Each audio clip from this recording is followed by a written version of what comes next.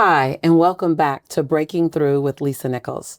And I'm your host, Lisa Nichols. And today I have a wonderful, exciting guest. Please help me to welcome Rhonda Green. Rhonda, I'm so excited to have this time with you. It is my pleasure to be here to speak with you today. Yeah, you're one of my favorite people, and you walk with such a great energy. You walk with such a great certainty.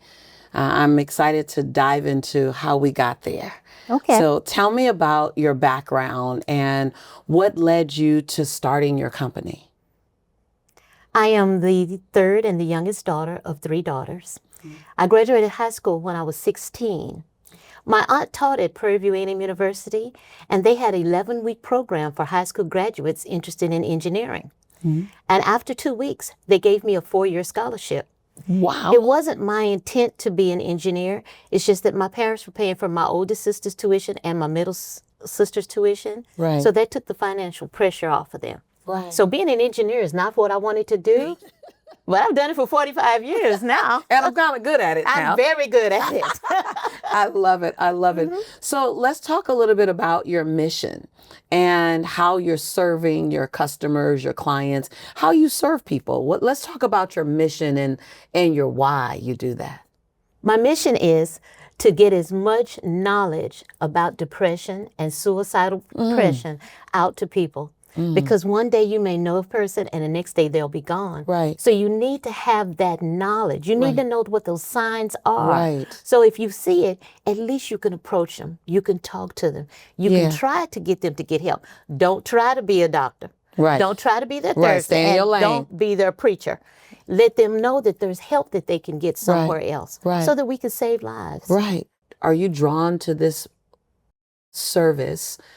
Because that's a deep, sacred, and sometimes dark place. Yes. From any personal experience? Yes, ma'am. I was diagnosed as suicidal manic depressive in 1999 after 17 years of marriage with my husband. And I was feeling unloved, unwanted, unneeded. I felt like nobody cared for me. I felt that my daughter, she'd be taken care of by my parents. And I was in that place in my life. I was in that seriously dark place in my life. Were you someone considering suicide? Yes, I was sitting on the bed with the gun in my hand. Yes, I was beyond considering it. I was getting ready to do it. Oh, wow. And it just so happens that I had two dogs. I had a little bitty Chihuahua dog that looked like that Taco Bell dog. Okay. And I had a 160-pound Rottweiler lab. Okay. And right before I pulled the trigger, my dog started barking.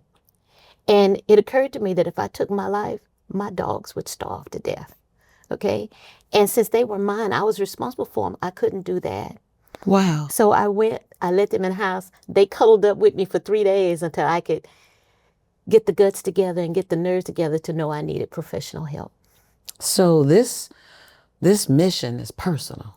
Extremely personal. Yes, ma'am. And there was a big chance that we wouldn't be sitting here right now had the dog not barked. That's right. If it wasn't for my fur babies, I would not be here. But you see, when I talk to people about depression, I can talk to them about it because I've been there. I've done that. Right. You're the right fit service provider. Yes. Because you know what that client needs because you were that client at one time.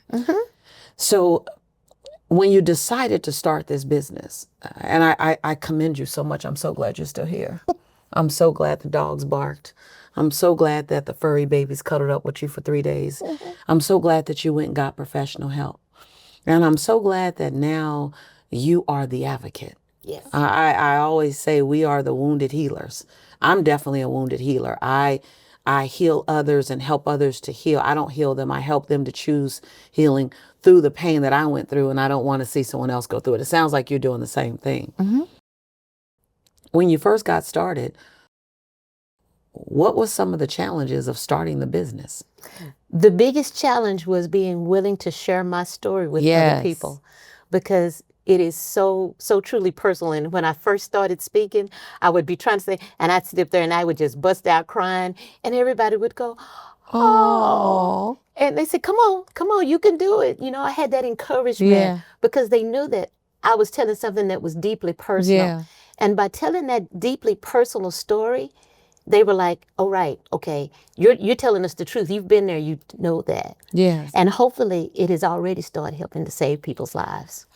I so know about the power of a story and the fear in sharing the story. So let's jump to, what was the big breakthrough to let you know I'm on the right track as it relates to your business? At first, it wasn't a business. At Okay. first, I was just going to different community centers and places and speaking about it. And a young man came up to me.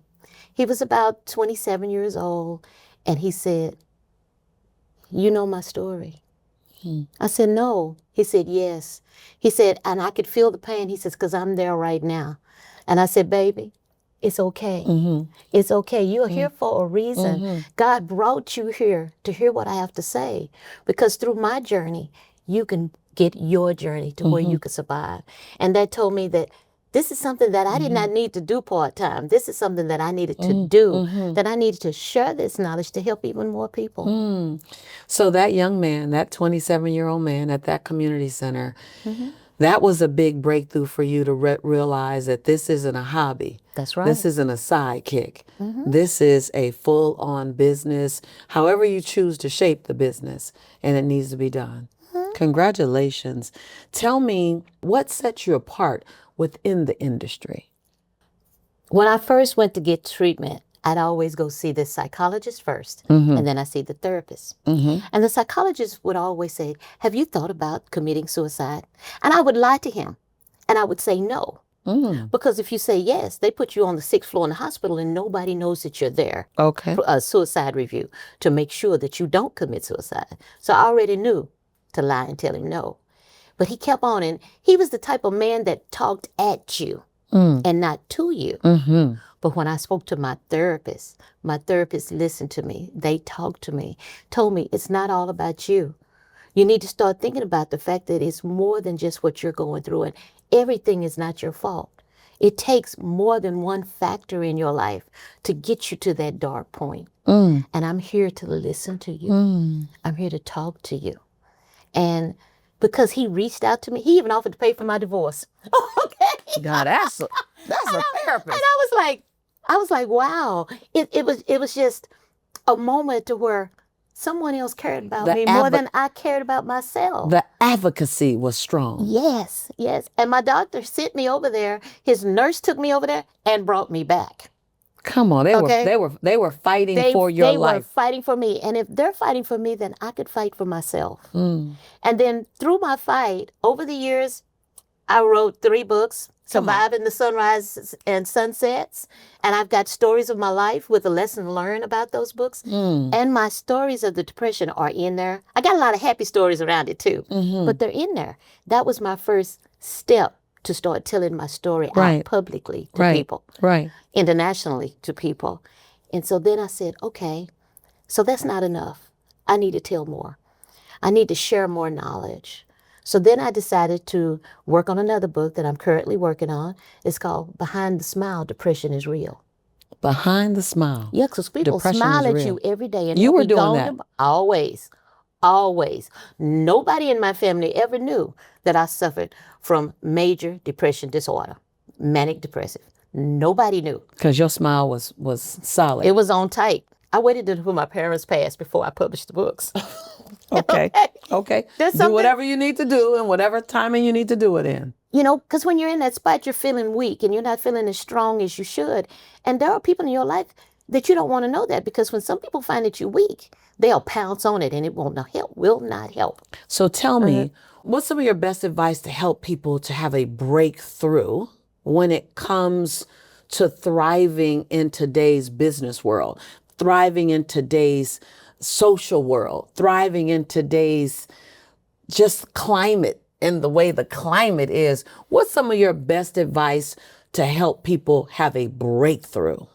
Number 1, no matter what people tell you, love yourself. There are plenty of player haters out there that'll tell you, you can't dream this, you can't do this. The only person who can stop you is you. I love it. But you've got to believe in yourself first. Come on. No matter what you're in life, whether it's in business, personal, social media, don't like it, turn it off. We don't live our entire lives on social media. Okay, I don't even check my email every day. No one can affect you if you don't allow them to. Okay, that's advice number 2. I love it. There's nothing in the world wrong with putting yourself first. Ooh, that's advice number 3. You know, you on got the road. yourself, you got God. Okay, for those that are religious, you do. But you got to put yourself first in all situations, because a drowning man can't help another man that's drowning. Okay, that's number 4. You listen, you listen.